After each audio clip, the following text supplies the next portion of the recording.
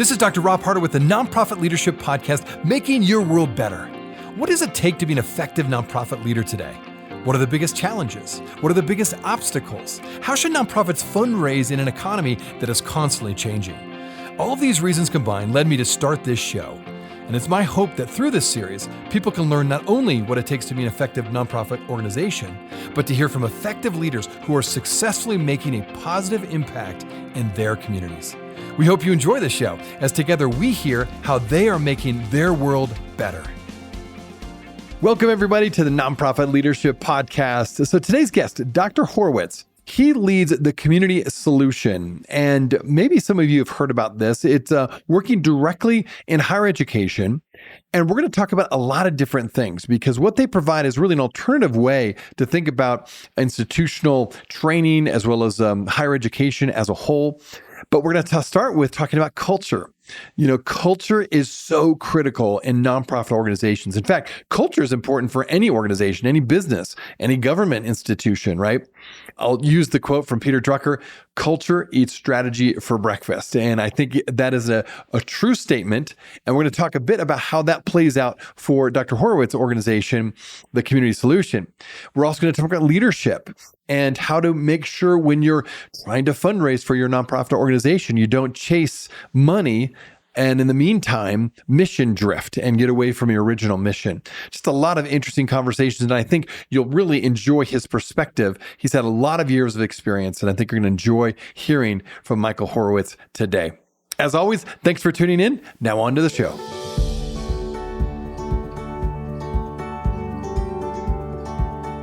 This podcast is sponsored by DonorBox.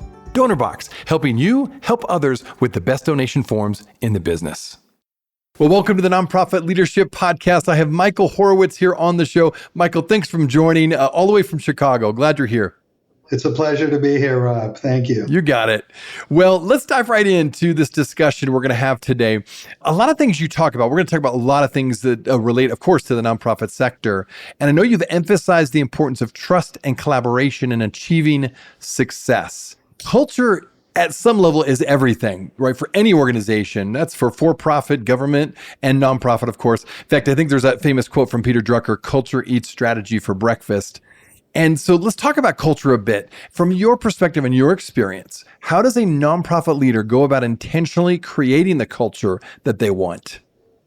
You know, you're speaking my language, Rob. It is the most important thing. Of course, you have to have strategy and strong operations and a vision. If you don't establish the culture to facilitate that, you're not going to get anywhere. I have found through now many years of experience in leadership that it's humility in leadership, having a lot of access to all levels of the organization, and in particular, those that we serve. So in the case of higher education, it's students.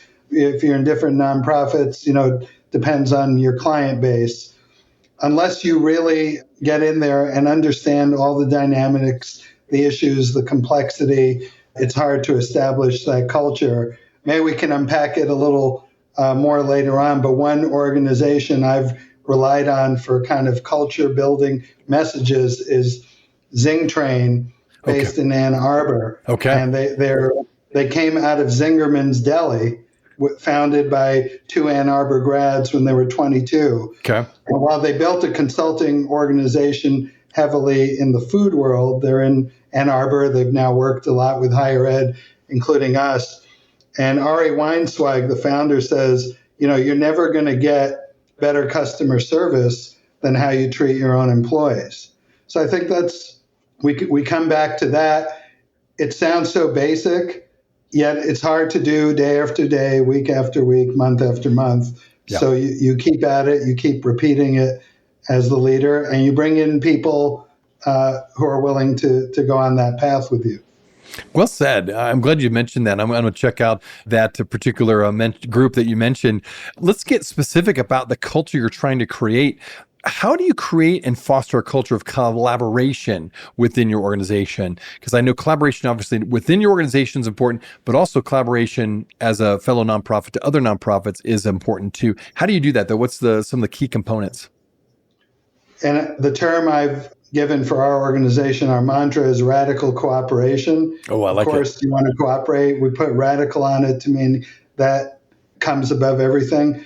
We have a former trustee at our law school who also is in higher ed, and she said, well, everyone says you're supposed to collaborate and coordinate, but higher ed is so not cooperative, and that's the baseline. Right. So you have to build that first. To me, to your point about nonprofits in general and good leadership, it's outward facing. Okay. Too many organizations get insular and talking to themselves. So I built success first at the Chicago School and our system broadly by looking to the outside. What is the outside world asking of our organizations? Of course, you build talent internally, and you want to build that culture of we're talking to each other, and we're also getting a read on what the outside world has to say about our nonprofit agency, our college, whatever it is, and not be afraid to borrow, share good ideas from the outside. I know more about higher ed, but my observation is probably the nonprofit world is cut up into too many pieces that are duplicating elements for the wrong reasons. Interesting. Yeah, no, I think you're right. Absolutely. And it's interesting. We're going to talk a little bit more about higher ed specifically. Let's talk about the economy real quick, because fundraising is so critical to nonprofits, right? We depend on donor support, grant support, sometimes government support, of course, through grants. A lot of people are wondering, what kind of economy are we going to have at the beginning of the year in January of 2025 when this podcast will air. When it comes to this question, we'll just say, for the sake of this question, say there's an economic downturn. From your perspective, with a nonprofit leadership perspective, how can nonprofit leaders really effectively communicate the value of their services to funders and communities in a way that really secures sustainable support, almost regardless of the economic, ups or downs? You really have to get, this is again to that relationship part, get in the head and the relationship of the funder.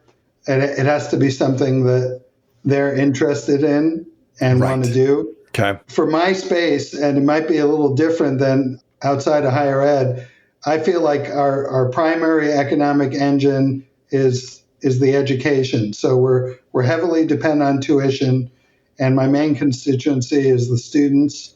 And so I want to give them a great education. So I view the fundraising as icing on the cake. Absolutely want to have it, but we're going to have the cake regardless through the tuition. We don't want to build the budget baking in revenue. So breaking in revenue from fundraising.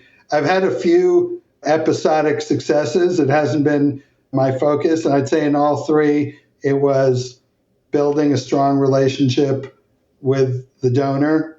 In one case, they said no until they said yes. So it's like a lot of things, persistence. Yeah. And in one case, it was a surprise because the gift came, unfortunately, after the donor's passing. But I'd spent a lot of time cultivating the relationship, and she left our system in her will. Fascinating story. Talk about that a bit more. Persistence versus being annoying. How do you balance that persistence on the one hand that's healthy and important and sometimes necessary without crossing that line becoming annoying? I had a mentor, Kurt McRae, who led Cal State Long Beach, and he claimed he was physically thrown out of the Hollywood executive office. Okay. But he went back anyway and did get the gift. Okay. I think that's nonprofit leaders, as you know. I mean, relationship self-awareness has to be a big thing. It's almost like you have to make the call in real time. Do I still see potential, or this is, the door is closed?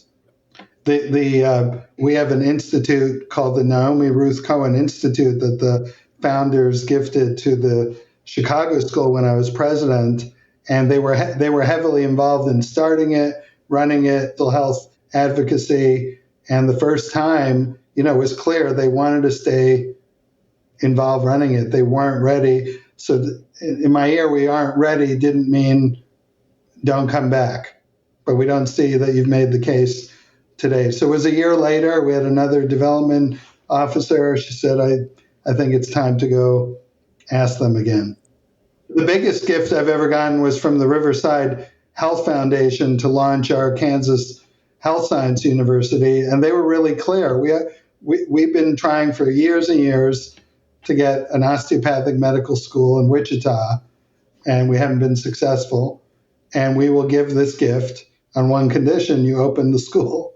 Okay. So that was really hard. So we knew what we had to do. Yep. And I thought that was a reasonable ask. It's not that you can't just turn around and open a medical school, but I knew that if we could pull it off, the school was going to get a $15 million gift, and it did. And that's been my big win. So I guess it depends on the relationship and your sensitivity to it.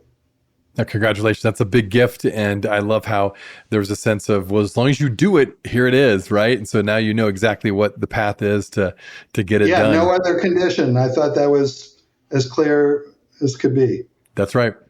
Okay, on that same topic, have you found some key strategies that have been particularly effective for nonprofit organizations when it comes to navigating through economic challenges while still maintaining their mission-driven goals?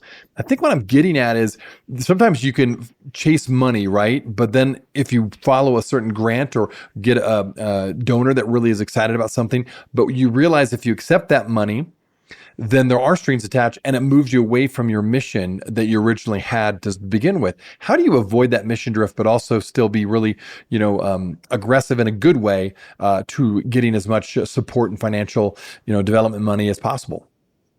That is a really good question. We have a great Chief Financial Officer, Jennifer Gantz.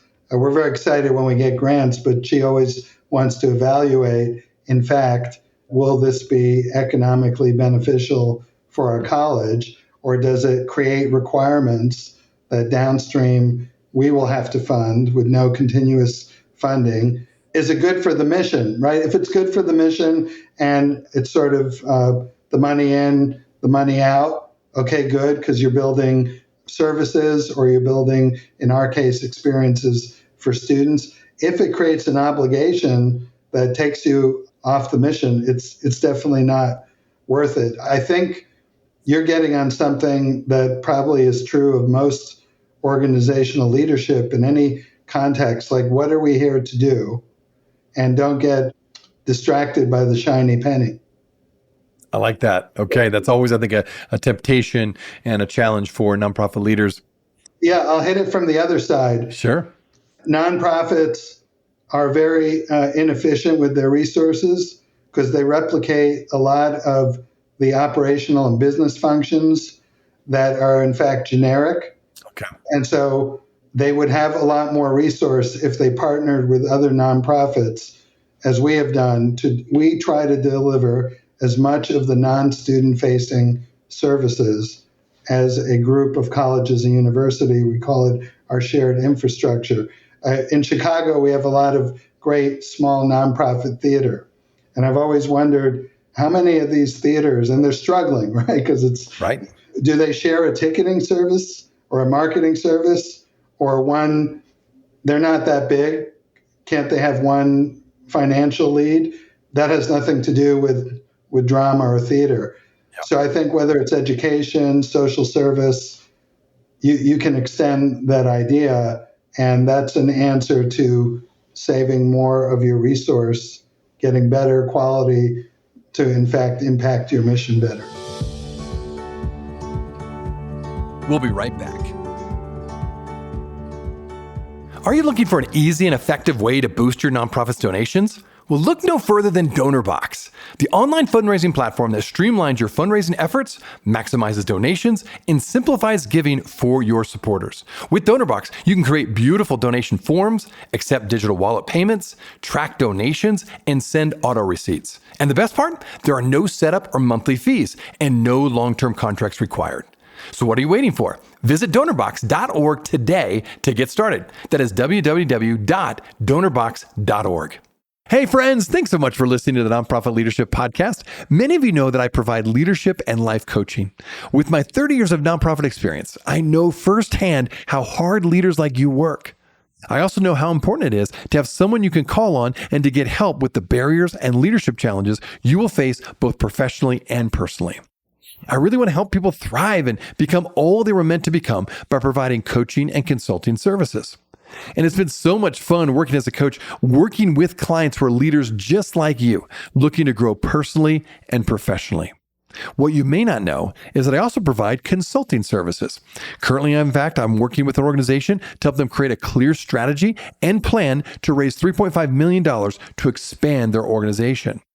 So perhaps you're an executive director and you sense your organization has hit a lid on growth and you need a strategy as to how you can scale your nonprofit. Or perhaps the culture you set out to create is not the culture you have currently and it's impacting your staff retention.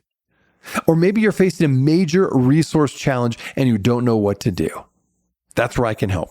I come alongside leaders and organizations to create strategies to grow their organizations and maximize their impact. If your nonprofit needs help with fundraising, strategy, or operational effectiveness, reach out today. You can simply email me at rob@robharter.com. You can go to my website, robharter.com, or you can call me, 435-776-5173. I would be happy to provide a free sample coaching session or a consult to see how I can best be of help to you and your organization. Well, thanks again for listening. Now back to the show.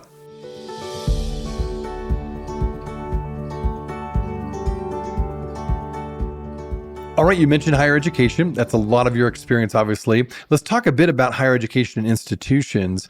How can nonprofit models be applied to higher education, number one, in order to really maximize resources, support students at the same time while enhancing broader community impact? What have you found from your experience there? My whole mantra is better together, right? Yeah. So institutions have their unique qualities, yet there's so much we can do as one team. In our case, we have a team of 6 colleges and universities.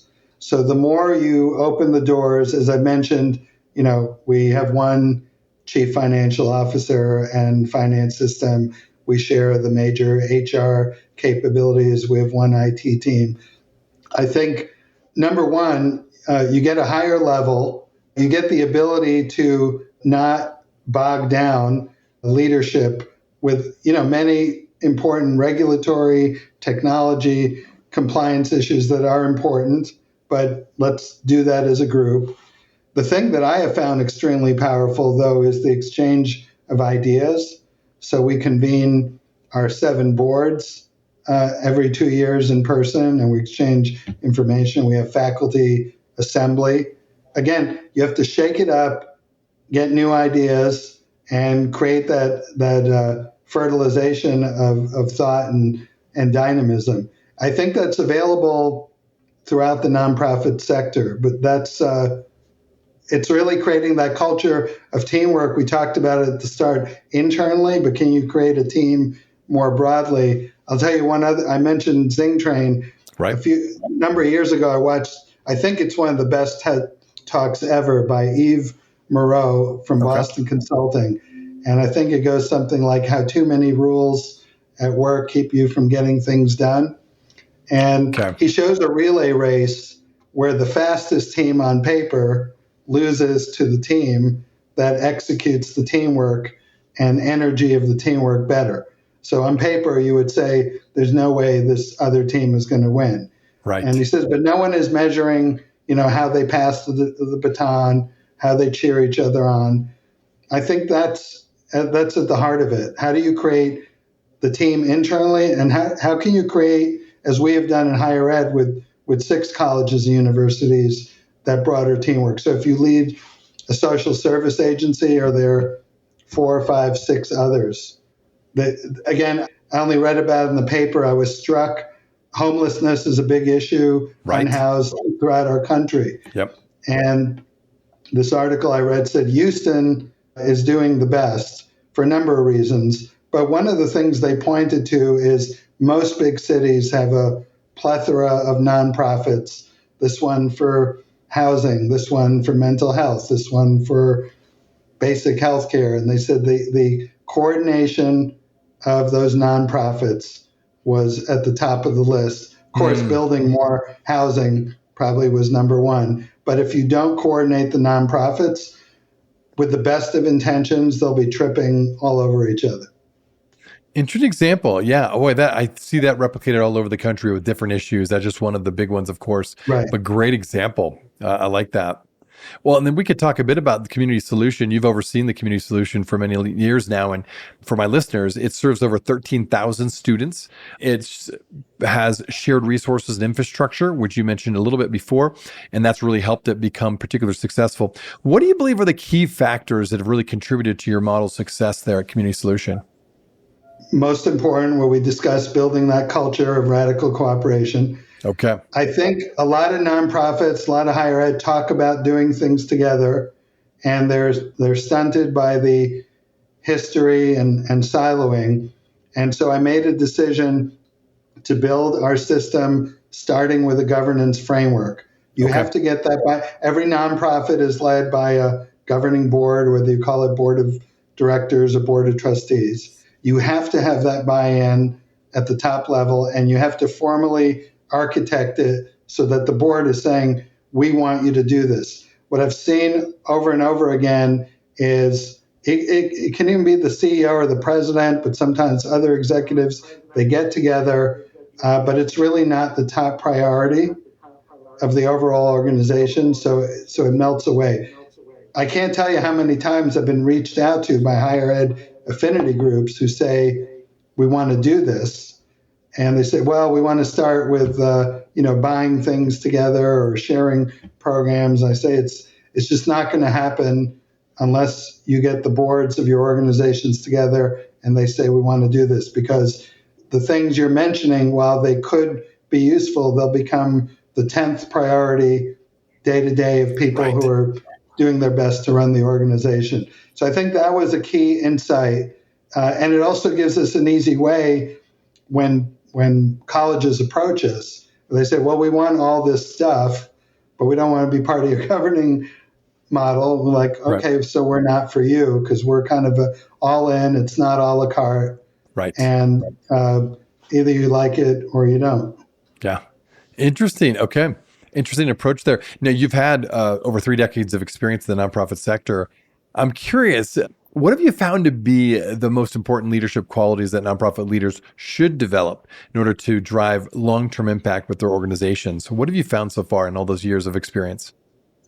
I think we've touched on a number of them. Attention to the outside world and the outside ecosystem, culture building, and don't stand on your laurels. Whatever was innovative 30 years ago, 2010, 5, may not meet the moment of today. So, we have, I would say, our colleges, one is 120 years old. The youngest is just 5 in Kansas. Okay. So they're all kind of mavericks at their founding. But what you find is over time, the maverick can become the status quo.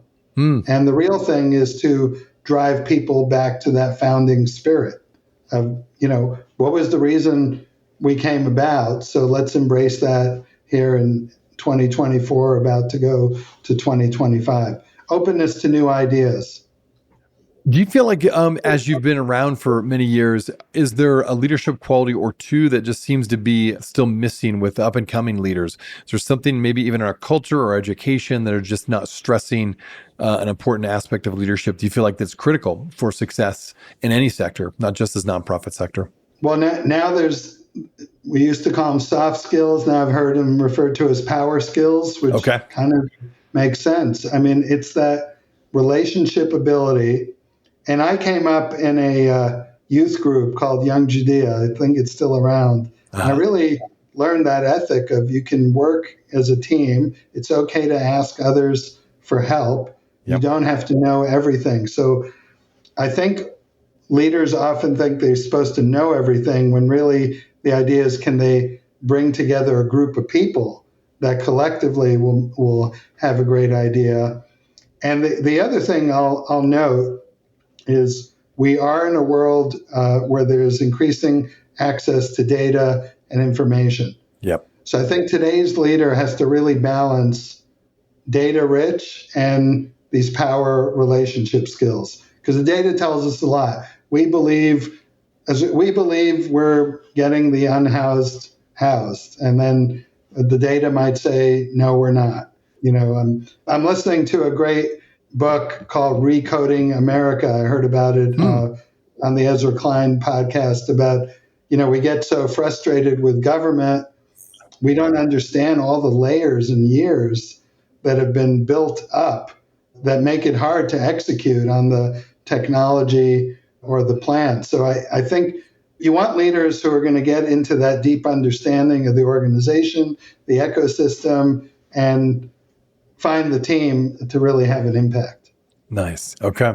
No, good to know all those things. And again, with your experience, it's so helpful to hear. When it comes to another thing that nonprofits, I think, can struggle with at times is aligning one's organization's mission with its operations. In other words, kind of operationalize your values and your mission. So how can you best align the strategies and operations of a nonprofit organization with their core values and mission, especially when it comes to facing the pressure of economic uncertainty that we've talked about before? I mean, if your mission can't align with operations, it may be time to convene leadership, the board, look at the mission. So I refer to our students as agents of change who'll serve our global community. So that makes it real simple. Are we enrolling qualified students who can complete the program and go on and have a good life and profession? And there's measurements you can put on retention, graduation rate. We focus on something called the loan default rate because most of our students have to borrow. So if they're paying back their loans, that's an indicator that they're working. Every nonprofit can have that. And I think that goes back to the relational part and aligning it to metrics. So figure out are you supposed to, we always have a service component at our big events. And when we had our board conference now in Chicago, we went to the Chicago Food Depository. Okay. And oh my goodness, were they incredibly organized. And they knew, how much food we packed and the hours we were there. And again, I don't know that organization well, but it looked to me like they were very much aligning operations with the idea of our purpose is to feed hungry people in this community. Okay. So in some cases, it's as simple and discreet as that. In others, it might be more complex. But yeah, look at the mission. Say you may find this came up when we were talking about grants. You may be doing a lot of things that seem useful, but they're in fact off mission. Okay. That's really helpful. Well, this has been a fascinating conversation. I know for my listeners, they want to find out a little bit more about your work. So what's the best place for them to find out a little bit more about you, first of all, and then also the work that you do? I would love for them to go visit tcsedsystem.edu to learn about our nonprofit integrated system of 6 colleges and universities. They can also check me out on LinkedIn. I know we're both members of the Forbes Nonprofit Council, so they can look at Dr. Michael Horowitz. I do write regularly on the Forbes Nonprofit Council space and then repost that on LinkedIn. So those would be the 2 ways to go. And through the website, they can find their way to both our overall system and all 6 of our colleges and universities that educate students in all 50 states internationally. And we also have 12 discrete campuses around the U.S. Nice. Okay. That's great to know. Well, again, always love having people with a passion and a vision. And of course, you have so much experience too. Thanks for sharing your experience and your insights today on the show. Thanks for having me, Rob. Hey, friends. Well, I wanted you to know that this podcast can be found on iTunes, Spotify, Amazon, Google Podcasts, and wherever you listen to other podcasts. I also want to encourage you to like, subscribe, and share this podcast with others. This will actually help us get this great content out to more nonprofit leaders just like you. You can also join the Nonprofit Leadership Podcast community. Find other resources and interviews of past guests all on my website, nonprofitleadershippodcast.org. Well, thanks again for listening. And until next time, keep making your world better. This podcast is sponsored by DonorBox. DonorBox, helping you help others with the best donation forms in the business.